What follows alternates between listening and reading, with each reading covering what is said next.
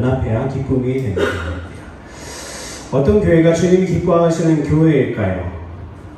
어떤 교회가 여러 가지 말할 수 있겠죠. 하지만 이제 오늘 주제와 부합하게는 서로 사랑하는 교회가 하나님께서 정말 기뻐하시는 교회일 것 같습니다. 십자가의 사랑이 복음의 정수라고 우리가 하지 않습니까? 서로가 사랑하는 교회는 어떤 교회인가요? 싸우지 않는 교회입니다. 다행히 저희 교회는 싸우지 않죠. 아직 싸우지 않고 있습니다. 네, 좋은 교회입니다. 싸우지 않는 교회. 그럼 싸우지 않는 교회는 어떤 교회죠? 연합하고 있는 교회. 완벽한 연합은 없겠죠. 사람이 완벽하지 못하니까요. 연합하는 교회. 여러분, 우리는 하나님 앞에서 주님의 기쁨이 되는 그것을 계속 고민하는 그런 삶을 살아야 됩니다. 우리 교회가 어떤 교회가 되어야 되겠냐? 하나님이 기뻐하시는 교회. 우리 교회는 어떤 공동체입니까? 하나님을 위한 공동체. 우리 교회는 누구를 위해서 이 시간에 모였습니까? 하나님을 위해서 모였습니다. 그 2차적으로 우리가 그 안에서 하나님 안에서 위로를 받고요. 성도 안에 교제를 하고요. 우리가 또 전도도 하고요. 이것은 2차적인 거고요. 1차적인 건 뭐예요? 주님이 기뻐하시는 일을 하기 위해서 이 자리에 모였다는 겁니다. 연합하는 것을 통해서 주님의 기쁨이 되는 것이. 연합을 통해서 주님의 기쁨. 성도 간의 기쁨이 되게 되는 거죠. 그러니까 사실은 하나님을 기쁘시게 하는 그것에 모든 것이 포함되어 있습니다. 하나님을 기쁘시게 하는 그것에 우리의 모든 인생까지 포함되어 있어요. 왜요? 주님 안에 있을 때 우리가 기쁨이 생기게 하나님께서 우리를 디자인하셨기 때문에 그렇습니다. 그런데요, 세상의 방법은 어떤지 우리가 한번 볼까요? 현재 사는 사람들은요, 한탕주의에 빠져 있습니다. 어떻게 생각하시는지 모르겠지만 저는 이 문제에 대해서 옛날부터 좀 생각을 많이 했었어요. 한탕주의. 뉴스에서도 많이 얘기하고요. 사실은 사회 문제에 대해서 이야기하는 사람들도 굉장히 많이 이야기하고요. 교회에서도 많이 이야기하는 말이기도 하죠. 한탕주의. 지금 20대, 30대 마찬가지죠. 어떤 일이 벌어지고 있습니까? 한국에? 20, 30대가 B2라고 해가지고 빚을 내서 주식 투자와 또 코인 투자, 특별히 또 그리고 부동산 투자, 투자라고 해야 될지 투기라고 해야 될지 모를 그 경기에 사람들이 굉장히 많은 돈을 투자했다가 지금 금리가 오르면서 이자만 작게는 150만원, 250만원, 300만원, 500만원에 달하는 그런 빚을 내고 있어요. 자기의 월급이 얼마인데? 400만원을 버는데 400만원을 빚으로 낼 수밖에 없는, 원금도 갚지 못하고요. 그런 상황들이 벌어지고 있죠. 40, 50대 다른가요? 60대 다른가요? 다 마찬가지죠. 한탕주의. 이 한탕주의는 어디서 왔습니까? 메이드 세이탄이죠. 한탕주의의 근본은 뭡니까? 물질. 그렇죠. 돈을 많이 벌고 싶다는 어떤 그런 욕망. 세상의 것을 탐하는, 돈을 우상화하는 사람들의 움직임이죠. 그 경기가 모호하긴 해요. 이 경기에 대해서 얘기하는 시간은 아니니까요. 어떻게 해서든지 성공하면 되는 거야 라는 이야기들이 우리 안에 분분합니다. 저도 이런 얘기들을 많이 들었어요. 제 주변에 크리스찬들을 통해서. 현재 네가 어떻게 살든 세상은 너를 기용하지 못해. 연예인도, 유튜브 스타도, 인터넷 방송하는 스타들도, 유명한 사람들 있잖아요. 처음에는 한번 선전적인 영화나 노출을 하거나 아니면 정신 이상자처럼 행동을 막 해가지고 인기몰이를 막 합니다. 충격적인 행동을 하며 인기만 끌면, 그렇게 인지도만 얻으면 그러면 다 되는 거라고 이야기하죠. 그렇죠? 일반적인 사람들한테는 어떻게 보면 적용이 되지 않는 것처럼 우리가 생각되지만 우리의 인생, 특히 요즘에 이슈가 되고 있는 빚에 대해서 이야기하는 것을 보면 정말 수많은 사람들이 한탕주의의 마음을 빼앗기고 있구나. 저희가 이제 작년에 3개월 동안 한국에 들어갔을 때 저희 청와대에 갔었어요. 근데 청와대 근처에 되게 유명한 로또집이 있어요. 정말 줄을 엄청나게 씁니다. 토요일이 되면요, 차가 줄이 어마어마해요. 왜요? 1등이 진짜 많이 나온 집이에요, 거기. 뭐예요? 여행을 가라고. 저도 로또를 한두 번 정도 사봤습니다. 조금 더 사봤네요. 조금 더 사본 적이 있어요. 하지만 그 사람들은요, 계속 뭐 하는 거예요? 한탕 해서, 한 번 다 해서 인생을 바꾸고 싶은 그런 마음이 있다는 겁니다. 성형도 하고요. 인기가 생기고 부자가 되면요. 어떻게 합니까? 그 사람들은 연예인들 보면요. 성형도 하고 기부도 하고요. 좋은 일에 참여도 하고요. 캠페인도 하고요. 좋은 차 타고 좋은 집에 살면서 인기로 돈으로 할 수 있는 모든 것을 누리며 살 수 있게 되죠. 과거에 자기가 어떤 행동을 했는지 그것은 지워나가요. 돈을 들여서. 그리고 지금의 모습을 사람들이 브라운관을 통해서 봄으로 인해서 지금의 내 모습이 이렇게 잘 나가고 있다는 것만 강조하고 그것을 누리며 살고 있는 연예인들 한둘인가요? 인터넷 스타들 한둘인가요? 한둘이 아니죠. 저는 그것을 10년 전에 보면서 사회 문제라고 생각했어요. 문제. 그러다가 더 인기가 좋아지면 명예를 얻기 위해서 정치를 하기도 하고요. 가만히 들여다보면요, 내 주변의 사람들도 그런 사람들이 있고요. 그리고 주변 사람들이 다치던 말던 자신의 이익을 위해서 움직이는 사람들이 굉장히 많다는 것을 알 수 있어요. 여기 직장 생활 하시고 계시니까 아실 겁니다. 직장 안에서도 어떻게 해서든지 승진하기 위해서 뒤로 선물을 주기도 하고요. 모르겠어요. 요즘에 최근에는 어떻게 하고 계시는지 모르겠지만 뇌물을 주기도 하고요. 뒤로 접대를 하기도 하고요. 수많은 일들을 합니다. 중요한 일이 있기 전에. 배신을 하기도 하고요. 내 이익을 위해서라면 무엇이든지 하는 거에 세상의 자연스러운 이치인 것 같아요. 다 필요 없죠. 부자, 한탕 잘해서 돈만 많이 벌면 되는 거지. 그럼 성공하는 거지.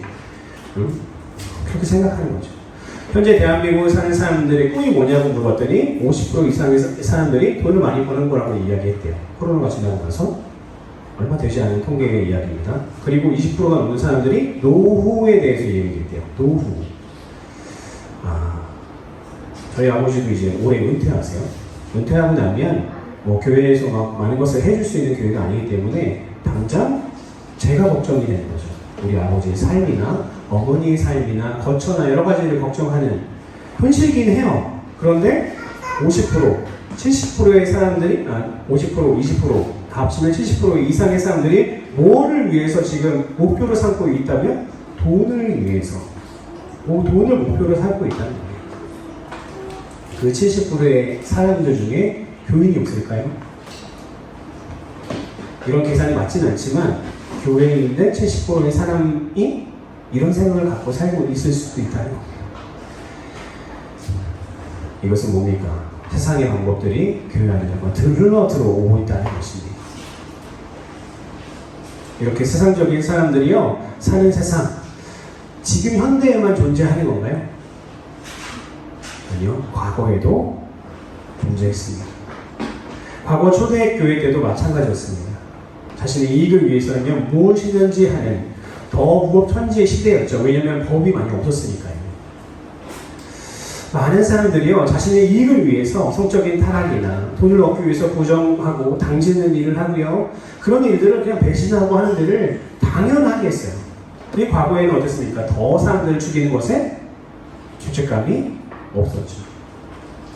왜요? 아브라함이 자신의 고향을 떠나서 가나안 땅으로 들어가기까지 목숨을 걸고 그가 같이 살았잖아요. 왜요? 동네를 지나가면 재산을 뺏고 죽이고 아내자나 자녀들을 뺏어서 노예로 삼는 것이 당연한 거일 수 있어요. 과거에는, 고대.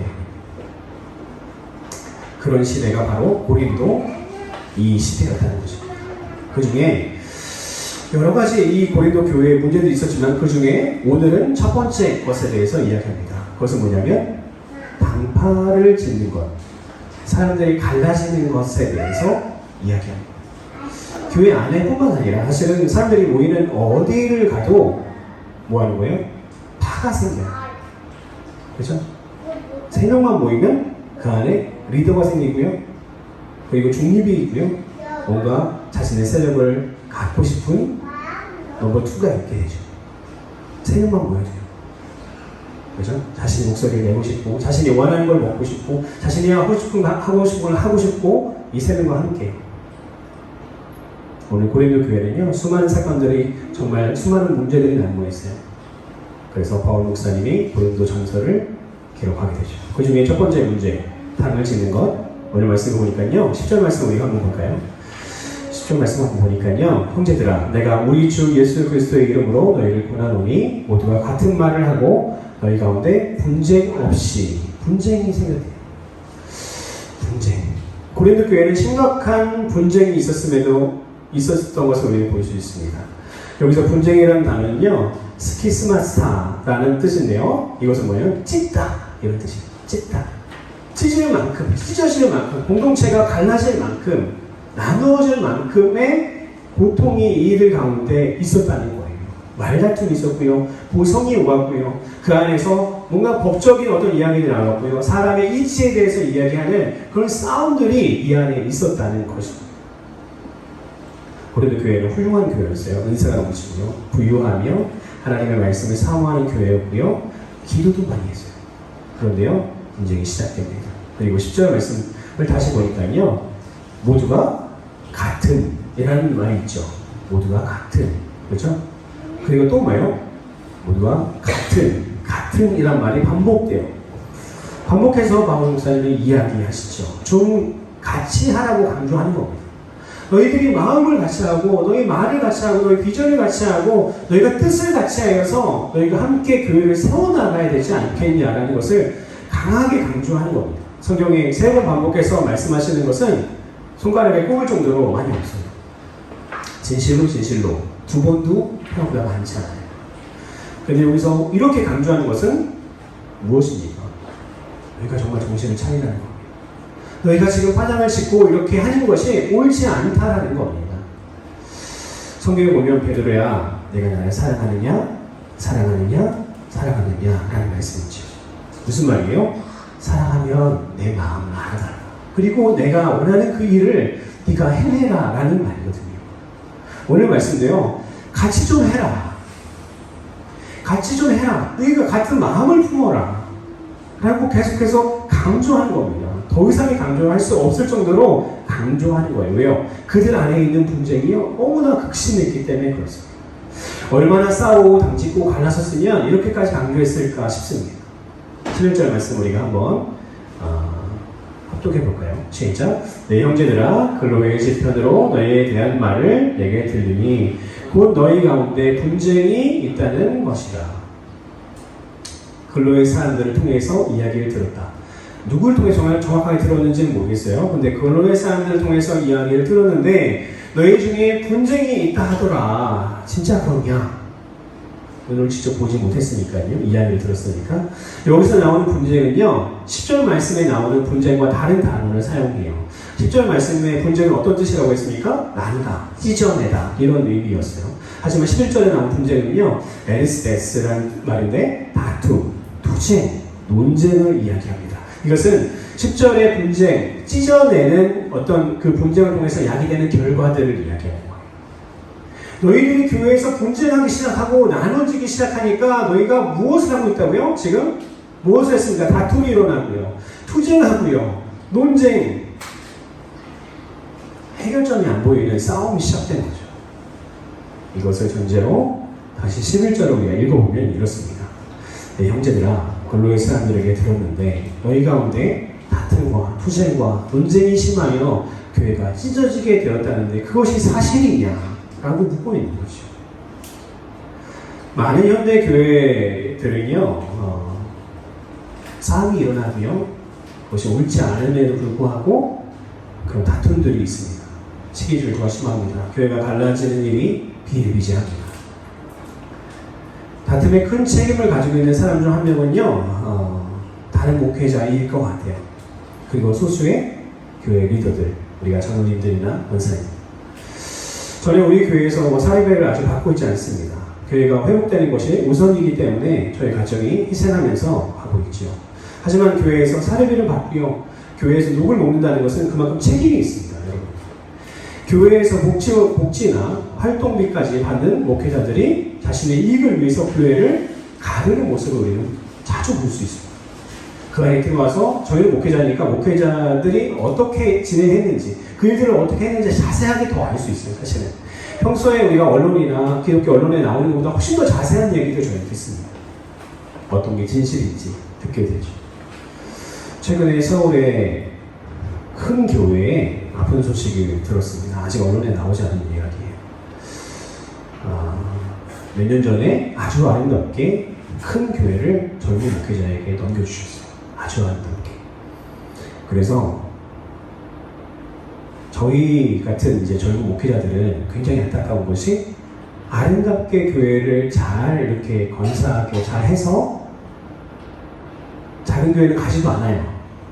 어느 정도 규모가 있는 그건 대형 교회니까요. 대형 교회를 해서 이렇게 아름답게 물려주는 드러나는 교회들이 많지 않은 거예요. 그렇게 했다고 해도 뒤에서 조정하거나 뒤에서 다른 이름으로 교회에서 같이 일을 하거나 옳지 않습니다. 근데 그렇게 하는 분들이 대부분이었어요, 이때까지. 그렇지 않은 목사님들은 중소형 교회 목사님들 건강하게 잘 하셨을 거예요, 대부분의 목사님들. 제가 알고 있는 분들도 있고. 근데 대형 교회들은 대부분 그 권력, 돈, 그죠? 성도들의 인기, 내가 안 하면 안 될 것 같은 그 마음, 그것 때문에 놓지를 못하시더라고요. 근데 최근에, 아주 최근 얘기예요. 그 원로 목사님이 인수인계했어요. 아름답게 은퇴하셨고요. 그렇게 하겠다고 선언하셨고요. 2년만 다 협동 목회하겠다고 이야기했어요. 그리고 신문과 인터넷 언론에 다 보도가 되었고요. 그 목사님이 은퇴하신 이후에 그 목사님이 제가 사역하는 교회에 또 오셨었어요. 설교하러. 설교가 굉장히 좋으시더라고요. 역시 큰 교회 목사님들 다르시더라고요.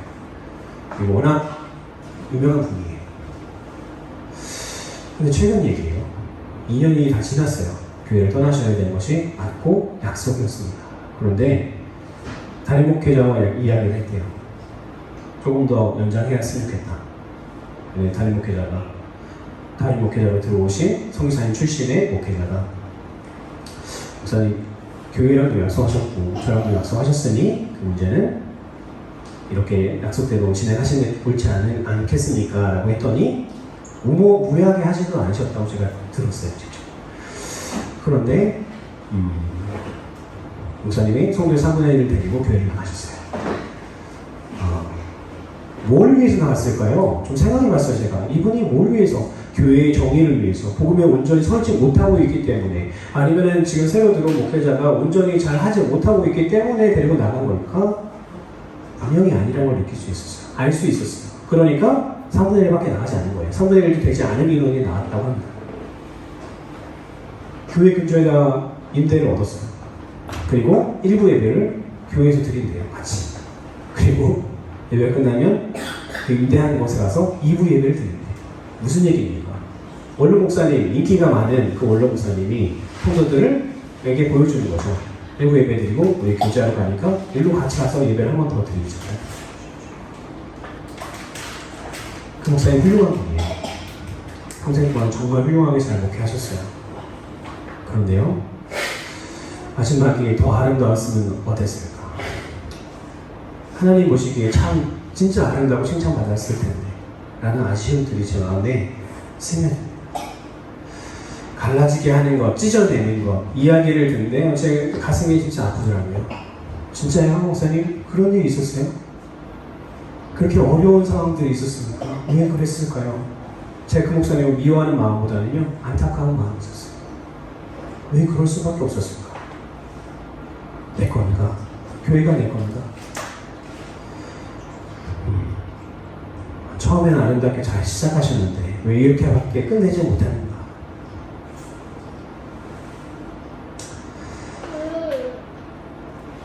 호치민의 많은 교회들이 사업을 하시는 권사님이나 장로님이 대표권을 가지고 계신 교회들이 많이 있습니다. 저희 교회는 그렇지 않죠.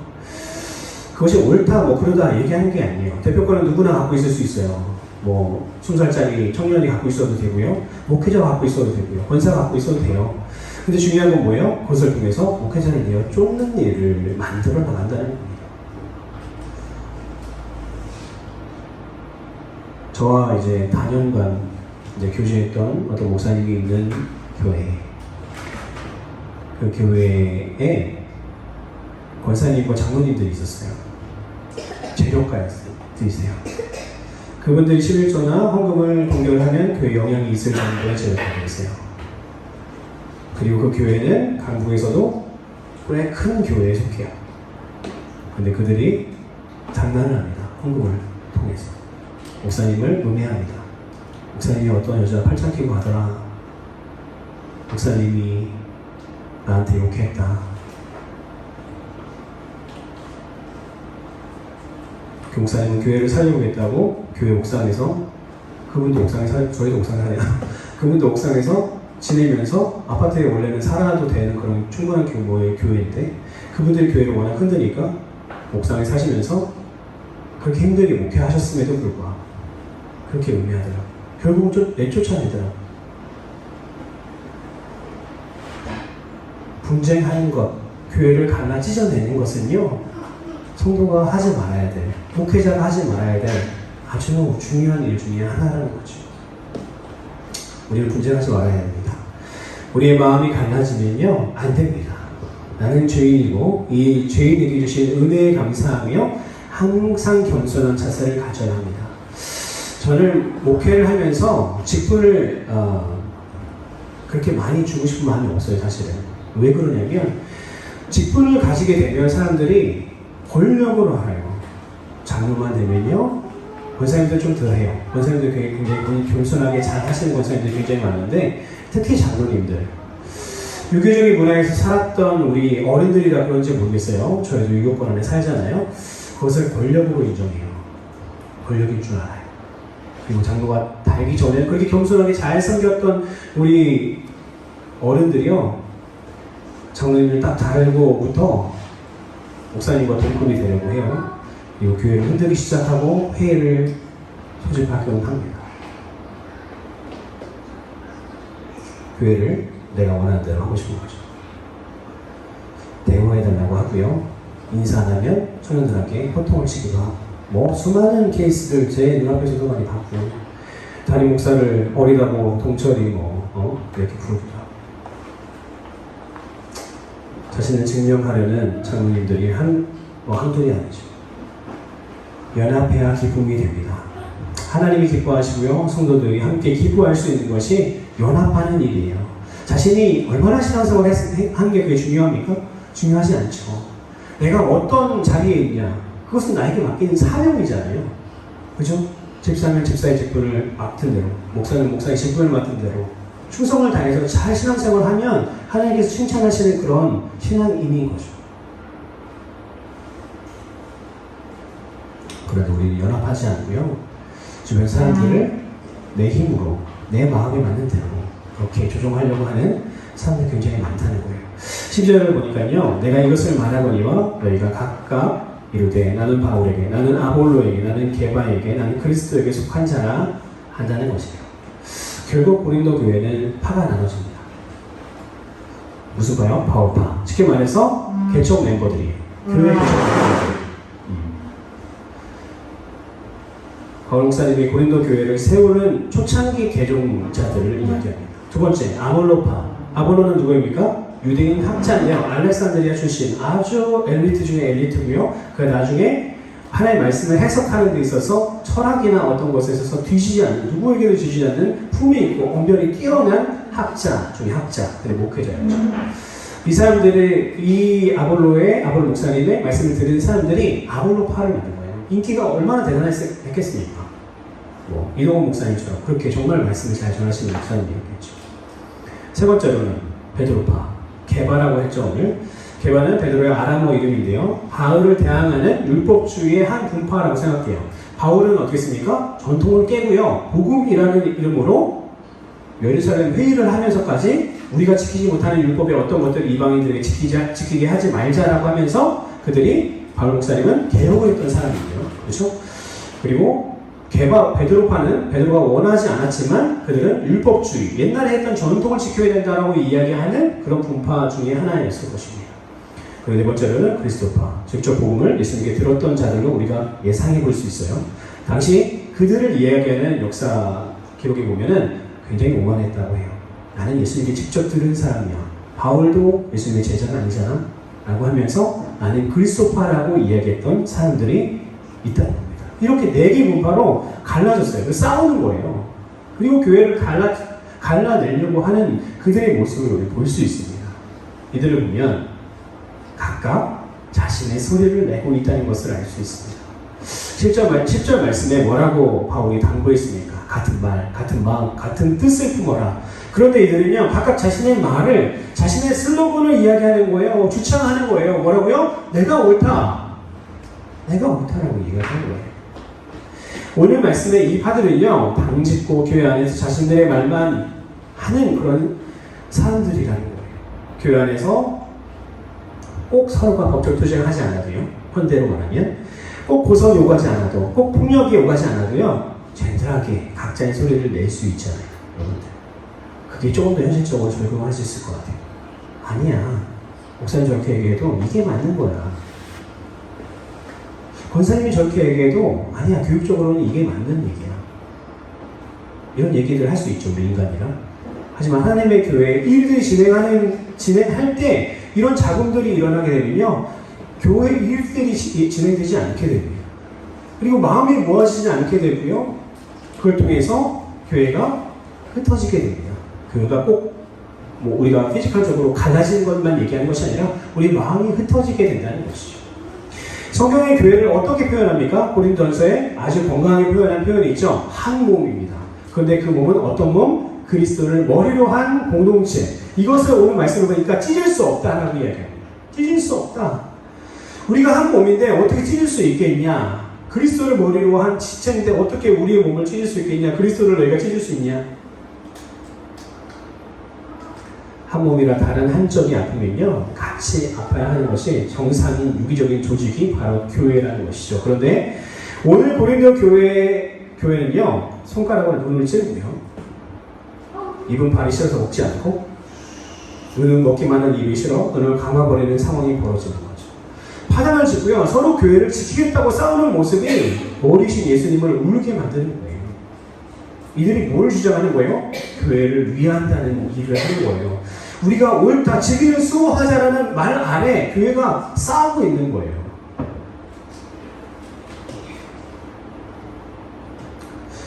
교회는요, 예수님은 사랑으로 우리를 가르치셨는데, 십자가의 사랑으로 우리를 가르치셨는데, 고린도 교회 성도들을 그 풍족함 속에서도 사랑이 없으니까, 사랑이 없이 자신을 드러내기 위해서 자신의 이익을 위해 각각 자신이 옳다라고 구호를 외치면서 있는 것이죠. 여러분, 우리가 현재 나와 말씀을 듣고 있는 이곳은 거룩한 곳입니다. 이곳에서 싸우면 안 돼요. 이곳에서 더러운 행위를 하면 안 되고요. 이곳에서 하나님의 일 빼고 다른 일들이 진행되면 안 된다는 것이죠. 하나님이 기뻐하지 않으신다는 것입니다. 세상의 방법을 교회에 가져와서요, 이곳에서 정치하지 말아야 된다는 것입니다. 아까 이야기했죠. 물질을 사랑하는 사람들이 전 세계, 우리나라 대한민국의 70%라고. 근데 우리가 살고 있는 삶의 방식이 돈을 우상화하지 말고 돈을 사랑하지 말라, 돈과 나를 교마여 섬길 수 없다라고 하나님의 말씀하셨는데, 그것을 잃어버리고 망각하고 내 목표가 물질이 되어서 교회 안에 들어와 신앙생활을 하고 있다면 분명히 우리의 삶은 잘못됐다는 것이죠.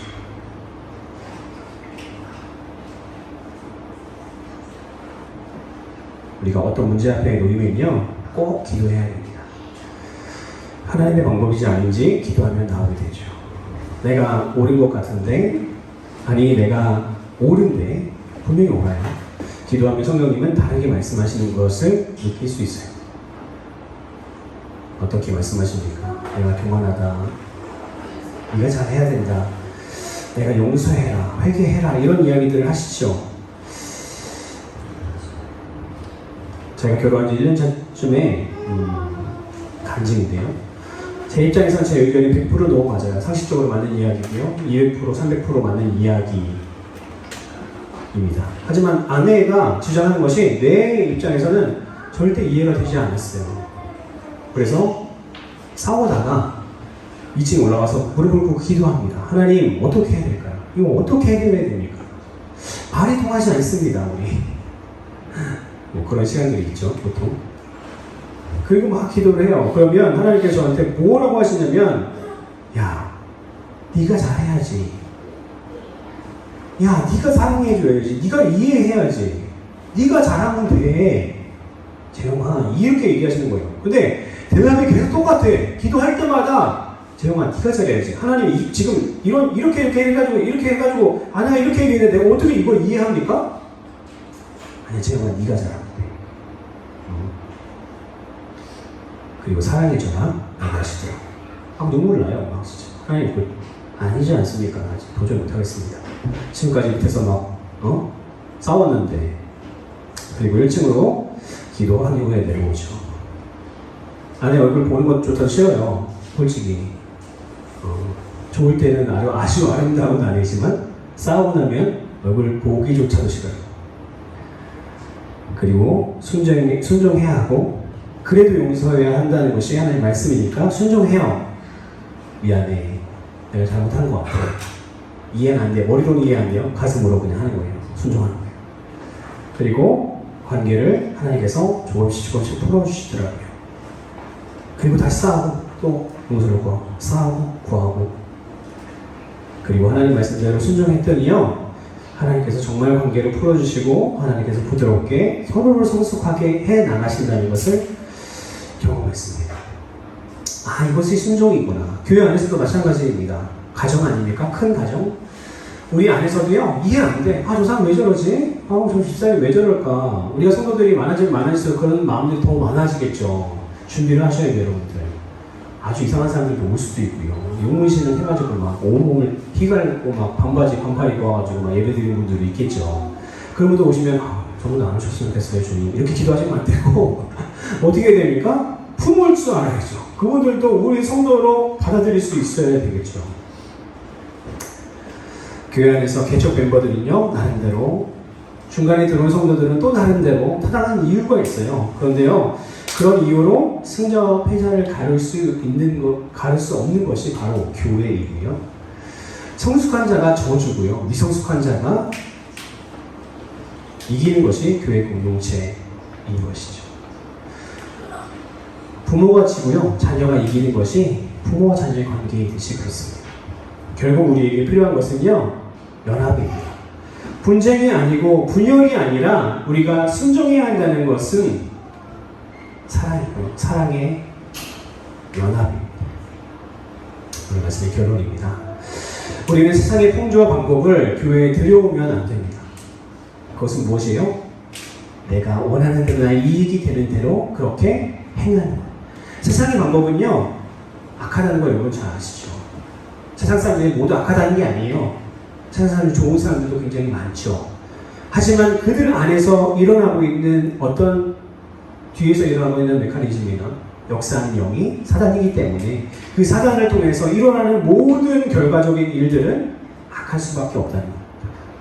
그리고 우리의 사명, 복음 전하는 일, 예수 그리스도를 드러내는 일을 하는 공동체가 바로 교회인데요. 그러기 위해서는 우리가 무엇을 해야 됩니까? 연합해야 됩니다. 찢어내는 그런 일들을, 그런 말들, 그런 마음들을 품는 것이 아니라 우리는 어떤 일을 해야 됩니까? 연합하는 거예요. 그러려면 배려해야 돼요, 여러분들. 그러려면 연합하려면 사랑해줘야 됩니다. 그러려면 어떻게 됩니까? 때로는 눈 감아줘야 됩니다. 이해가 되지 않아도요, 내가 품을 수 있어야 된다는 거죠. 하나님께서 싫어하시는 일이 무엇입니까? 세상의 방법, 분쟁하는 것입니다. 분쟁은요, 각각 자신의 의견을 이야기할 때 일어나게 됩니다. 내가 더 전문가니까. 때로는 나의 의견도 내려놓을 줄 알아야 되는데, 그것이 성숙함에도 임에도 불구하고 우리는 내려놓지 못하게 된다는 것이죠. 왜요? 내가 모르니까. 교회는 자신의 의견이 중요한 공동체가 아니고요, 하나님의 의견이, 하나님이 세워지는 것이, 하나님이 기뻐하시는 그것이 중요한 공동체라는 것입니다. 타당성과 보편적인 진리를 이야기하는 것이 아니라는 것이에요. 이것은 하나님의 마음이 중요한 공동체라는 것이죠. 그래서 우리는 연합하며 기도해야 합니다. 연합이 없는 공동체는 미워할 수밖에 없어요. 사람이 그런데요, 아만 봐도요, 내 마음에 드는 사람이 진짜 몇 안 돼요. 제가 이때까지 살면서, 야, 저 사람 나와 정말 내 마음에 든다 라고 하는 사람이 진짜 몇 안 돼요. 마음에 안 들어도 좋은 점이 뭘까를 찾아보는 거죠. 우리 아이를 봐도 마음에 안 들어요. 그래서 때로는 아이들 보면서, 욕을 못하니까 우리 욕 안 하니까 이놈의 새끼 이러면서 돌려서 이야기하죠. 마음에 드니까 아이들이 마음에 안 들죠. 응?